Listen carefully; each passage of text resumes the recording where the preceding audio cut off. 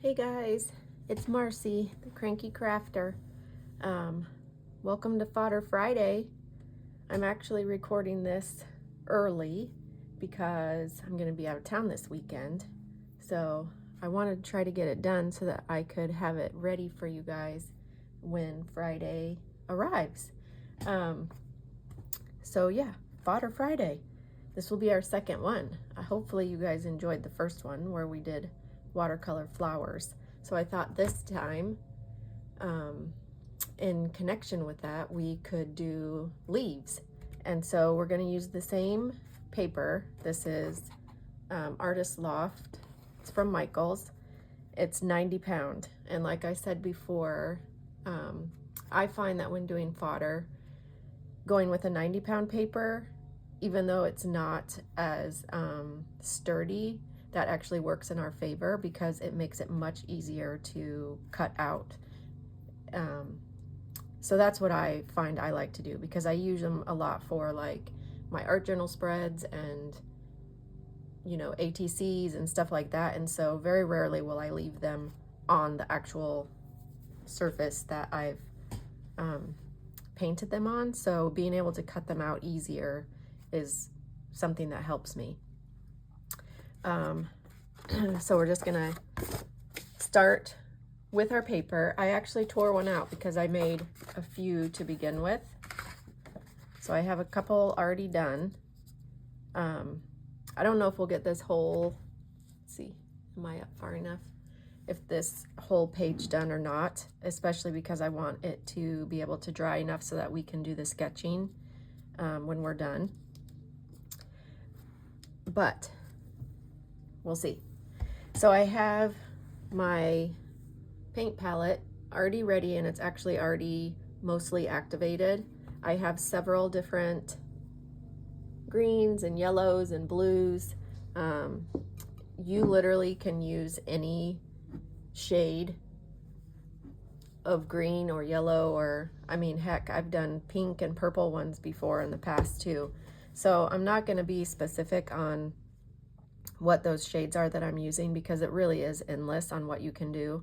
I do have my other paints here just in case I want or need to draw off of them in case I use all of what I have ready. I have my water. I actually have two of them here, but one's a little bit more green than the other one already because I was practicing. And then I have two brushes. I have my 8 round, and then I also have a 6 round. And really the only difference is that you're going to get larger or smaller. And you could go bigger even than an 8 if you wanted. Like maybe you have a really large project that you want to do, and you could go with, I mean, really, you could go with something quite large if you wanted to do that. I can't say that I have done that, but it might be kind of fun to make something like big like that. But I haven't done it.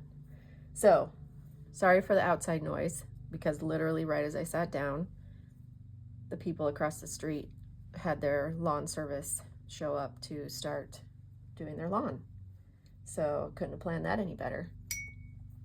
I think I will start out with the 6, and then we can switch off to the 8 just so you can see the difference. There really isn't much, to be honest with you, and quite frankly, you can, once you get your leaf, the main shape of it, you can add to it, as you'll see that I do almost to all of them. You can make it a little bit more chunky, you can make it longer, you can put a finer point on it. So again, this kind of fodder is really endless with the amount of options that you have. So I'm just going to wet my brush, and then I'm going to just take from one of these greens that I already have ready. Now there's a lot of different techniques for this. Clearly, I'm sure there are so many that I don't even know. But the one that I kind of gravitate towards is using the point of your brush and then pushing to the belly and then going back to the point. So point, belly, point. And if you kind of remember that in your head until you get a hang of it, that really helps you figure out which part of your brush you should be using. Other people will, excuse me, come up with really fun names for that, and they can be quite fun, but to me, point, belly, point really just works. So one thing that you can do, let me see if I can get you in here close enough, is to get a really fine point on your brush is to kind of just twist it on your palette, and it gets a pretty good, geez, if you can see it, point on there.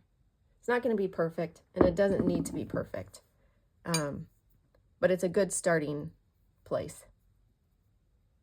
So you're just going to put your point down, so point, belly, and then back to the point.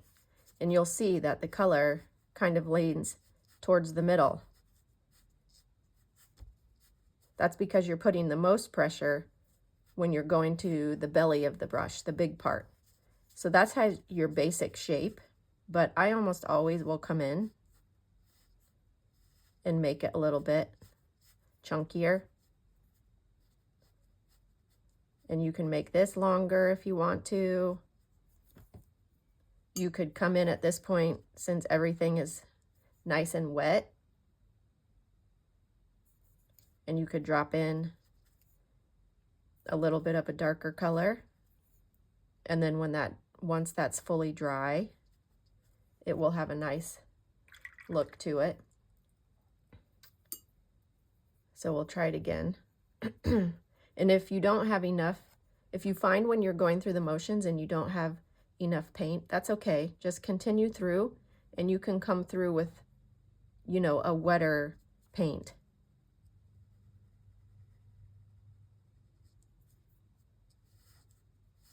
Because almost always when you go through the second run is where you're really going to get more color. At least that's how I found it to be.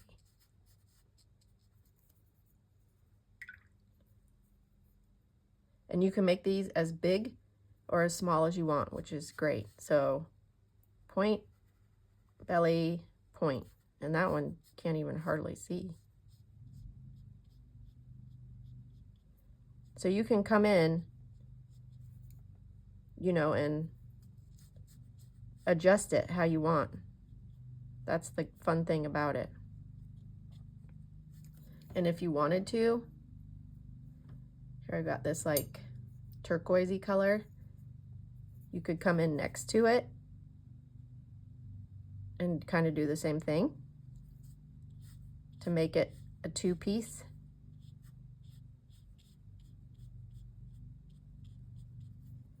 Like that.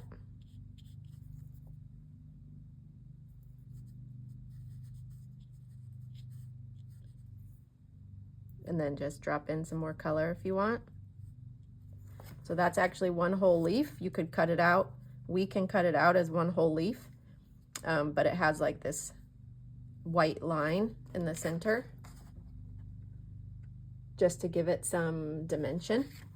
You don't have to do that, but I have another one. Let's see, over here. That's the same way.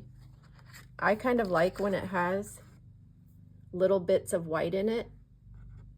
I don't know, it just adds dimension to it that I think is fun. And really, leaves are just so, every one is going to be so different and unique. So I like to make them all completely different. Let's do a couple more with this size 6, and then we can switch over to an 8. So point, belly, point.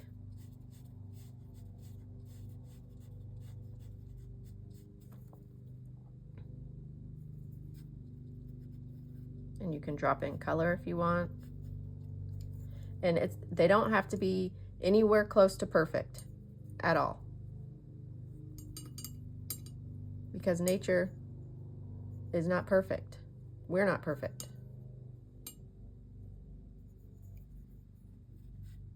So point, belly, point. And you can kind of twist it around if you want. Well, that one kind of went quite wonky. Let's fix that. That one grew a little bit wonky. It's okay. Okay, I'm gonna switch over to my 8. So I'm gonna have a little bit of a larger one now. And just like with the flowers that we did, once we add the black outline, it really just adds enough that it really sets it apart, I think, just by simple black sketching. So we're going to do the same thing. This is with the larger one. Point, belly, point. And then I just come in and go over it so I can actually see the color a little bit better. If you wanted more vibrant colors, you know, to start with, then you want to have that ready to go on your palette, because really you're just going to make a whole sheet of these, and then you can have a whole sheet to cut out and use in your art. So point, belly, point.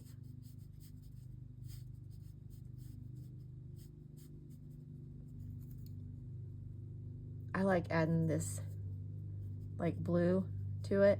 I don't know, I just think it's fun. So I was asking, I told my husband that I was going to be making this video, and I said, I'm going to be using the point, belly, point technique. I said, but I don't really have, do you have any cute ideas for names instead of like point, belly, point? Which there's nothing wrong with point, belly, point. It kind of is catchy and stays in my head. But, you know, other people use really cute names, like there's a gal at Splatter and Bloom, I think is what it's called.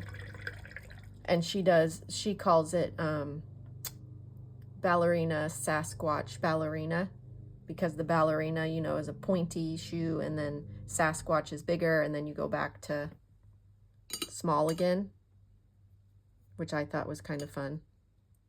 And so, of course, they had to start coming up with all kinds of great names. He's like, how about peanut butter peanut? Because he, in his head, it was like it had to match the letters. So point, belly, point, peanut butter peanut. And I'm like, I mean, yeah, that's great, thanks. And then of course Ione had to chime in, and she's like, pigeon butter pigeon. And then there were probably some that are not even appropriate to be talking about on the channel. So we're just not even going to bring those up. See, you can have even like these turquoise colors, and if you wanted to, get a little bit daring, add some purple in there, which I think is fun. So yeah, I stuck with point, belly, point. I don't know. If you want to use peanut butter peanut, you're welcome to do that. But, or pigeon butter pigeon, I guess you could use that too. But I'm not using those.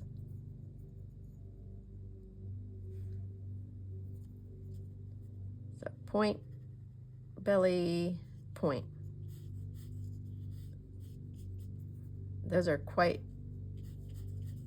light to see at first until I add more color. And the great thing about watercolor is that it looks amazing now already, but when it dries, it's just magic, so you never fully know what you're gonna get. And then if we want to, for a couple of them, I have these really fun Look how beautiful these are. These are metallic watercolors, and they're from MAB Watercolors. She hand makes these from the UK.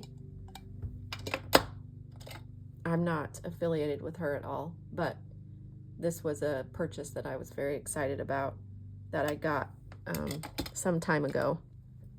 And they just add a whole nother level of fun. So I'm going to activate some of those with my spray bottle. I don't know if you can see these that I had done before. They have some of the gold metallic in there. I don't know, I just think it's fun. Why not? Is what I say. Why not do it? Okay, I need to pull from some of my green over here.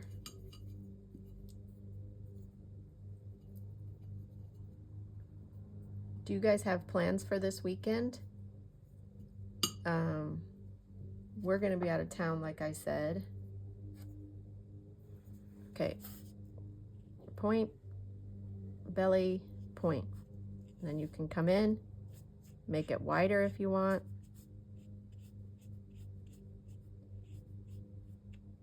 They don't have to have perfect points on the end. Leaves don't always do that, do they? And once you like start to cut them out and stuff and put them into your art pieces, you're gonna see that they might not all be visible anyway, right? Like if you're stacking things up or anything like that.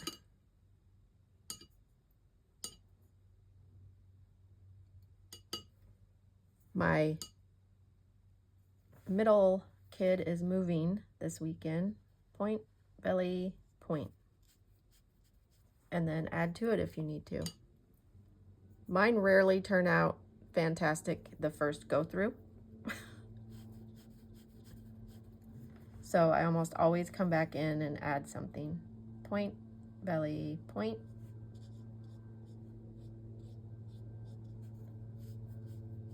See, I'll extend that one a little bit. And that one's gonna be larger. And that's okay. Let me go back to a green something so that we can add some gold.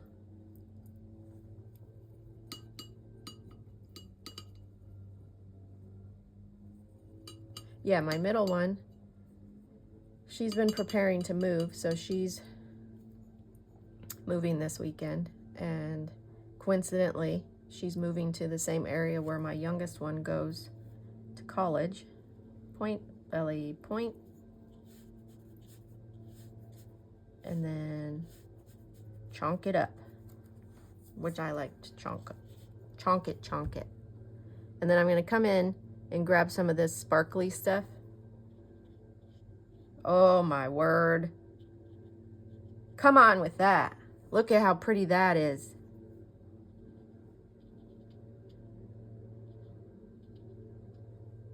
Okay, I see you.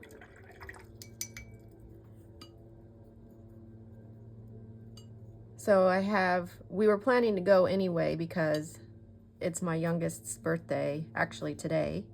Happy birthday, youngest. So we were gonna go up to visit him. And then it just so happened that Ione, my middle one, ended up the plans for her to move for this weekend. So we might actually get to see where she's going to be staying. She's had some unexpected obstacles with her lodging. She had it all situated and then made all of her other plans around that, and then the person backed out that she was supposed to be rooming with, which was kind of not a cool move on their part. They just said, "We've changed our mind. We don't want a roommate." And I'm like, what? That doesn't seem very nice. So the mama bear came out a little bit. Not like there's absolutely nothing that I can do, as anyone with adult children knows. Absolutely nothing that we can do about anything. Point, belly, point, and then add to it. But mama bear came out nonetheless, because I'm like, what a very unkind thing to do, especially 5 days before you were due to actually move in. Like, I don't know, that just did not sit well with me.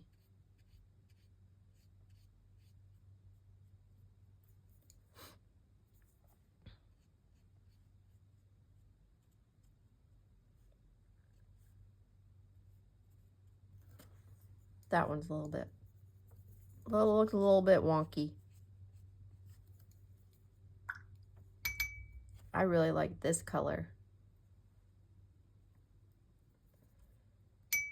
So because her plans changed, she's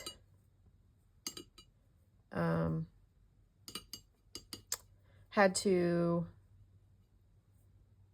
cancel her U-Haul and all that stuff that she had arranged, because now she's trying to find alternate lodging in a very short amount of time. So it's been a little bit stressful over here at the Cranky Crafter's house. Point, belly, point, and then add to it.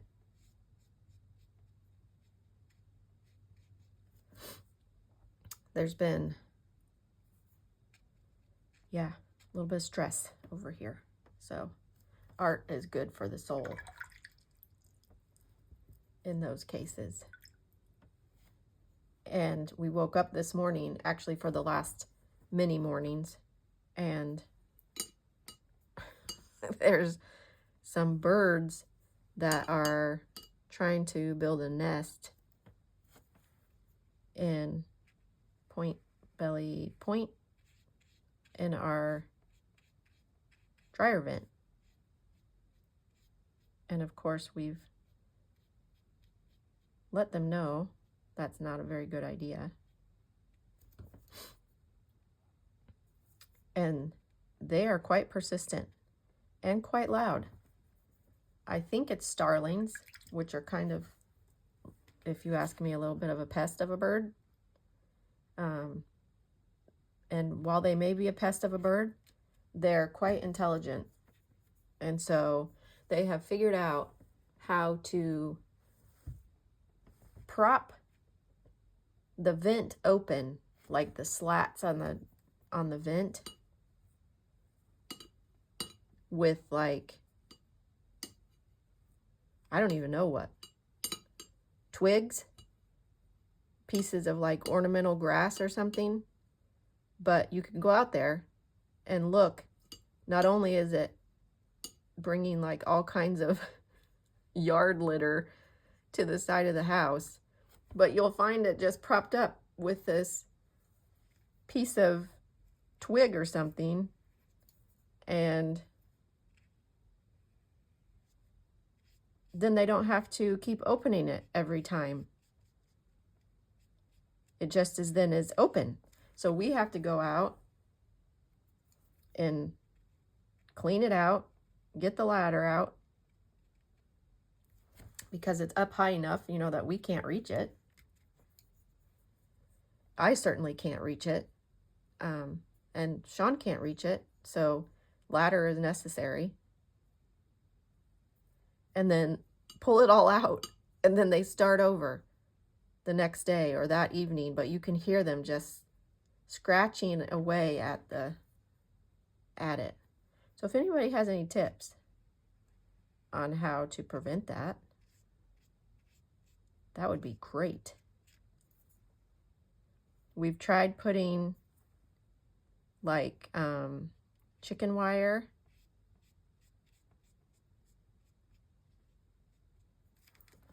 Like in front, you know, but then lint and stuff that comes out of the actual dryer vent kind of builds up, and then it becomes a safety hazard. So we can't do that. But we need to figure out something because it's getting a little bothersome. Okay, so I'm going to pause you guys for a second and dry this so then we can sketch. Okay, I think everything is pretty dry. I'm going to use my Statler. This is the 0.3. I would actually prefer the 0.2, but I think I used this so much that it now doesn't like me very well because it's not working properly. So I'm gonna need to invest in another 0.2. In the meantime, we'll use the 0.3. So we're just gonna come in and basically outline them. I like to actually leave a little bit of white around some of the leaves. That's just my personal preference. And I also like to do this very loosely, just because I like how that looks when it's done. And so you can make them really, you can do it however whatever speaks to you, whatever you're feeling at the moment. When I cut this out, I'm gonna like how it has the white edge. But then I'll come in I usually do it at one end or the other. I don't know that there's really rhyme nor reason to how, but I'll kind of just come in with a little bit like that. And again, it's literally just making lines, mark making essentially. But can you guys see I hope you can see the sparkles from that metallic. It really adds a lot. I didn't know how well it would do with the leaves. So you just keep doing the same thing. And usually when I use a leaf, then this will usually be like where I connect it to the stem of whatever I'm working on. But you don't have to do that. You could have these lines at the other side.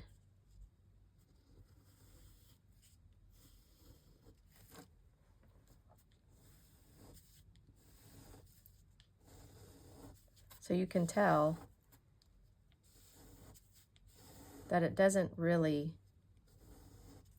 matter too much if your leaves don't turn out, you know, exactly the shape that you thought they should or wanted them to, because you can really kind of fix that when you go to cut them out.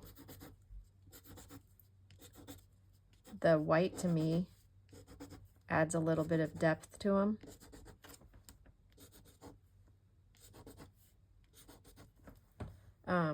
And honestly, you could even come in and do some in gold. Like maybe if you wanted to do some of the ones that you put the metallic paint with, if you have that, you could do it like that.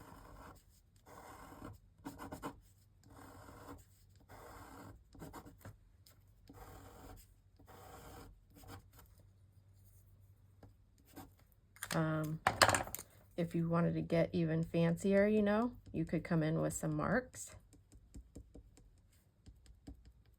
and just add a little bit more texture. It really is endless.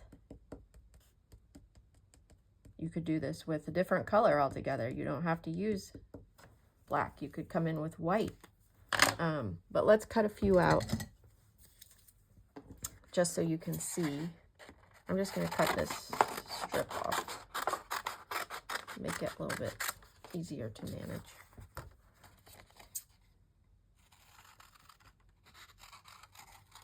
And then I just cut around. And even now, you can make that point as pointy as you would like it to be. It doesn't have to stay with that black line.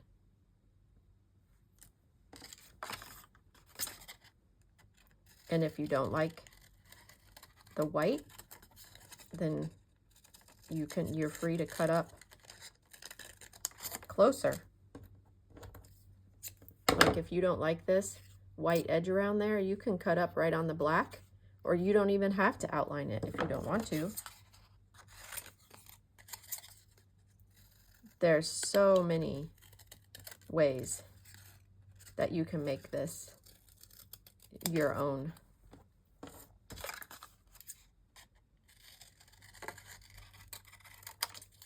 And it really comes down to personal preference and maybe even what kind of project you're working on. Maybe you don't want this like loose look. Maybe you want something more controlled. So you could make it that way. You could make it so that you cut only around the color if you don't like the white part. Just experiment and see what you end up liking. I think until you do it a few times, you might not know. There, so we've cut out a few, and those are fun, I think. If you guys didn't see, I can show you from my last art journal spread how I used some leaves on the flowers. So I had these already made, but then you just glue them. You can draw in a stem. You wouldn't necessarily need a stem. You could use flowers. You could just put your leaves, like, you know, tuck them in behind the flowers. So it's really just infinite possibilities. So yeah, lots of leaves, and hopefully you guys feel inclined. Look, I didn't even put a black mark in that one. Hopefully you guys feel motivated to maybe try it out. If you do, let me know how it goes. I would love to hear about it. If you feel like you want to share, and please like and subscribe. That helps me immensely. And I'll see you guys next time.